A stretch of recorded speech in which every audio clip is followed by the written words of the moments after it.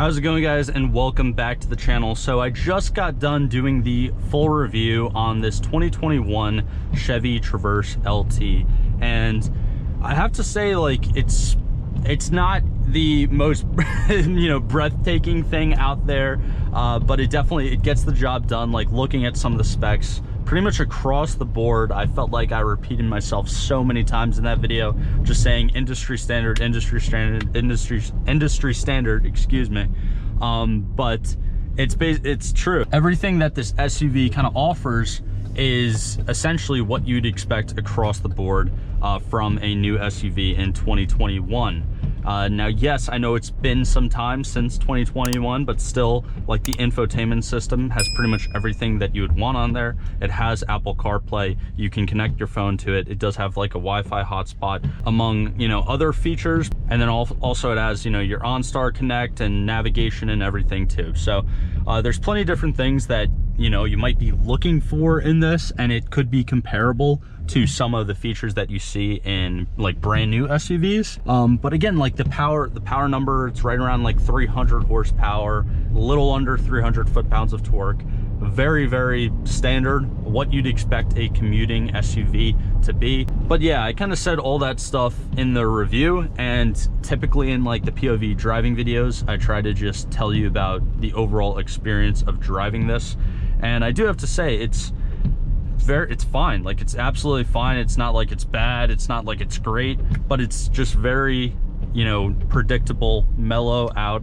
And being that this is actually the LT trim that comes with all-wheel drive, it's extremely maneuverable. It's not like you're getting any understeer, which is very typical front-wheel drive vehicles, and the lower trims of this Traverse is front-wheel drive. So everything is very, very easy to operate in this, whether it's the features, whether it's just actually driving it.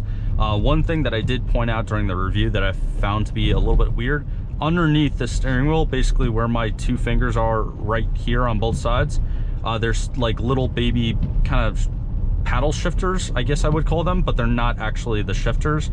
They just kind of control the audio volume and a couple other things in this. Whereas if you look down here, obviously you have park, reverse, neutral drive, but then you have L, which I'm assuming that's just stands for lower gear. And then you actually have the plus minus side kind of here on the side. So if I wanted to downshift and take off, all I'd have to do is pop it in that L1, press the downshift button, and then go, and then you can kind of row through the gears manually right there. And it is a 9-speed automatic transmission, which definitely does help out the fuel economy numbers, because I'm sure some of those higher gears are definitely way longer as well, because it gets 21 combined miles per gallon, which for a naturally aspirated V6 is actually pretty damn well. And it is a smaller displacement, kind of, I guess, to some V6s. It's 3.6 liters, but it's still like it's still a V6, and getting 21 miles per gallon, again, it's not incredible, but it's definitely on the higher end, and it could average all the way up to 27 miles per gallon during highway driving. So that is nice, but again, it's pretty understandable, it's predictable. That is essentially like the industry standard when it comes to these modern day naturally aspirated V6s. But now getting onto the highway here and putting it in the L and kind of stomping on it,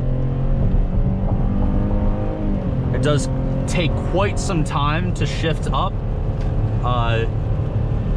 It definitely does take quite some time to upshift, but it does get up there. Like, it's not terrible. It's not like the transmission is extremely delayed. It's one of the more delayed ones that I've reviewed on my channel, but it's not the worst one out there, let's put it that way.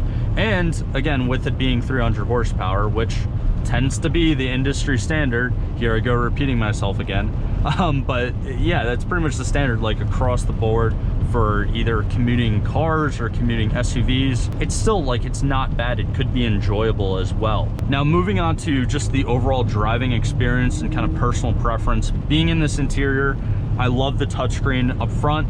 Obviously, this was a 2021, so I guess everything in that year didn't necessarily have the touchscreen infotainment system. I'm sure there's some 2021 models that you can find that might not have that. Obviously now it's kind of like the standard in 2024, but it's nice. I really like that feature about modern vehicles. Obviously, if you've been subscribed to my channel, you know that I typically like older vehicles better because they're just way more simplistic. But I do really love the touchscreens because they are simplistic. You know, you don't have buttons everywhere. Everything is just controllable right here. And it's like a giant iPad, essentially. Now, obviously, size-wise, this is a smaller, you know, infotainment system, especially compared to newer models out there where they have huge, like, 20-inch screens or whatever. But again, it's still the same exact concept. It's translatable all across the board.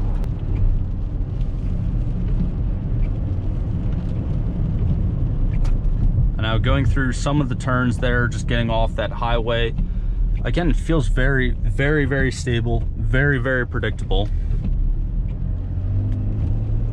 And also just taking like a look around this interior while we're at a light. Obviously I have all my like equipment and stuff there.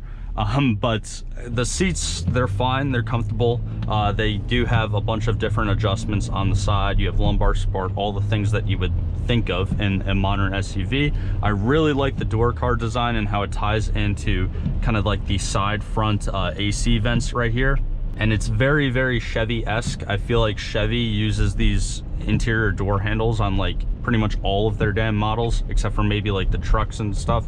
But from the Camaros that I've reviewed on the channel, it looks like the same exact door handles. So you kind of get a little bit of that, you know, more aggressive styling in the interior as well. And then moving into the exterior, like obviously I know it's just a POV driving video, but in the front you do have kind of a nice big like aggressive grille, and your kind of like modern slanted headlights that accent that a little bit on the sides.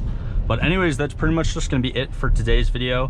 I know I didn't have anything like too much to say about this Traverse, but it's very predictable from what I understand and from what I've seen, fairly reliable, and it could be a great family SUV. It could be a good first time car as well. Although one thing that I did really not like when I did the review is I found out like some of the lower trims don't really come with all the different safety features, which I feel like that's kind of stupid of Chevy to do. But yeah, it's a very nice new modern SUV. And for the price point, I think it's pretty good bang for your buck. But anyways, that's pretty much just gonna be it. I'm gonna wrap it up here. If you enjoyed this review and you know you want to see other different types of vehicle reviews on my channel, I do all sorts of different things. I even do motorcycles and a bunch of different like modded cars and things like that. So definitely consider subscribing down below. It's free, helps me out a ton as a smaller car channel on YouTube. But like always, I hope you all have a great rest of your day, and I'll see you guys in the next one.